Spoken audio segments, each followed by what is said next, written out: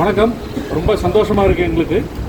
ஐஷர் நிறுவனம் சார்பாக நாங்கள் ஒரு காஷ்மீர் டு கன்னியாகுமரி முதல் முறையாக இந்தியாவில் ஒரு சின்ன பிக்கப்பில் எலக்ட்ரிக் வண்டியில் நாங்கள் சாதிச்சிருக்கிறோம். 20ஆம் தேதி காலையில் 8:05 ஜம்முவிலேருந்து கிளம்பின இந்த ட்ரக்கு 26ஆம் தேதி மத்தியானம் 1:45 மணிக்கு கன்னியாகுமரி வந்து சேர்ந்தது. இதுதான் இந்தியாவில் முதல் ரெக்கார்டு. என்ன ரெக்கார்டு அப்படின்னா, இவ்வளோ குறுகிய நேரத்தில் ஒரு எலக்ட்ரிக் ட்ரக்கு, லோடட் ட்ரக்கு இவ்வளோ பெரிய பயணமான 4096 கிலோமீட்டர் கடந்து இங்கே வந்து சேர்ந்துருக்கிறது. இது எங்களுக்கு ரொம்ப பெருமையான ஒரு நிகழ்ச்சி. கிட்டத்தட்ட பார்த்தீங்கன்னா இந்த மொத்தம் 4096 பயணம் பார்த்தீங்க அப்படி கிலோமீட்டர் பயணத்தில் 39 இடத்துல சார்ஜ் பண்ணியிருக்கிறாங்க.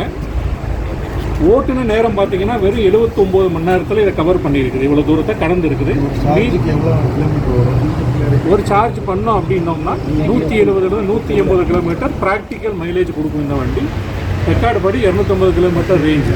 39 சார்ஜிங் நடுவில் வண்டி ஏசி போட்டு வந்திருக்கிறாங்க.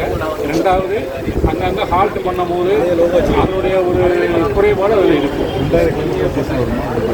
இல்லை, அவ்வளோ தூரம் வராது. ஆனால் ஏசி போடுறதுனால ஒரு எஃபெக்ட் இருக்குது.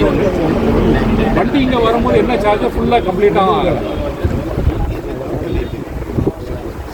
அதாவது இவி வெஹிக்கிள் வந்து இப்போதைக்கு வந்து டெவலப் ஆகிடுச்சே இருக்குது. ஆமாங்க. ஆனால் வந்து சார்ஜிங் பாயிண்ட் வந்து தமிழ்நாட்டை பொறுத்தவரை இந்தியாவை எடுத்துக்கிட்டோம் அப்படின்னா பாயிண்ட் வந்து ரொம்ப கம்மி தான்.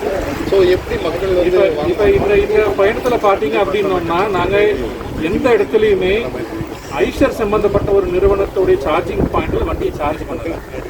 சாதாரண மனிதர்களுக்குள்ள இருக்கக்கூடிய அந்த மாதிரி 19,700 சார்ஜிங் பாயிண்ட்ஸ் வந்து எங்களுடைய ஆப்லேயே நாங்கள் ரெஜிஸ்டர் பண்ணி வச்சுருக்கோம். அதுக்கு மேலேயும் இந்தியாவில் இருக்குது. இன்னைக்கு தமிழ்நாட்டுக்கு லான்ச் ஆகுது. இந்த வண்டி லான்ச் ஆகி கிட்டத்தட்ட ஒரு 8-9 மாதம் ஆச்சு. ட்ரையல் நாங்கள் இப்போ பண்ணியிருக்கிறோம் காஷ்மீர் டு கன்னியாகுமரி. இந்த வண்டி வந்து 50% சாஃப்ட்வேரோட உதவியில் இயங்குது. பை ரோடு ஏதாவது சர்வீஸ் தேவைப்பட்டுச்சுன்னா இன்ஜினியர்ஸ் அவைலபிளாக இருக்காங்களா, சர்வீஸ் சென்டர் அவைலபிளாக இருக்குதா? ஆமாங்க, நல்ல கேள்வி. வண்டியோடைய சர்வீஸ் இன்டர்வல் பார்த்தீங்கன்னா 30,000 கிலோமீட்டருக்கு ஒருக்காக இந்த வண்டியை சர்வீஸ் பண்ணணும். ரெண்டாவது, இந்த வண்டியை நம்ம ஒரு மார்க்கெட்டுக்கு அறிமுகப்படுத்துகிறோம் அப்படின்னோம்னா அதுக்கு முன்னாடியே அந்த மார்க்கெட்டில் ஒரு டீலர்ஷிப்பு, குறைஞ்சபட்ச ஒரு ஒர்க் ஷாப், அங்கீகரிக்கப்பட்ட ஒரு ஒர்க் ஷாப் இதுக்கு இந்த ப்ராடக்ட்டுக்கு தனியாக நம்ம கொடுத்துக்கலாம். இதை ஸ்டார்ட் பண்ணி இருக்கும்.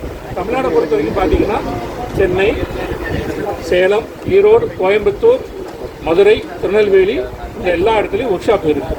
திருச்சியில் ஒரு ஒர்க் ஷாப் இப்போ வந்துட்டு. இதே மாதிரி தான் எங்கெல்லாம் ப்ராடக்ட் அறிமுகப்படுத்தி இருக்கிறோமோ அந்த எல்லா இடத்துலையுமே ஒர்க் ஷாப் இல்லாமல் நம்ம எங்கேயுமே வண்டி விற்பனைக்கு அனுமதிக்கலை.